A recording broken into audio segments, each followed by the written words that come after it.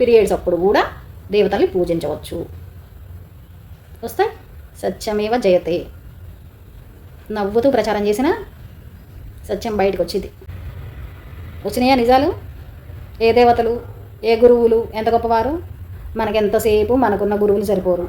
కొత్త కొత్త గురువులు, కొత్త కొత్త దేవతలు.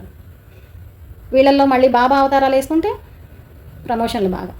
ఒక పక్కన నెత్తి నోరు మొత్తుకొని వీళ్ళందరూ కాదమ్మా కాదు అని చెప్తున్నా మళ్ళీ మళ్ళీ వాళ్ళనే ప్రమోషన్లు చేస్తున్నారంటే లోగుటు.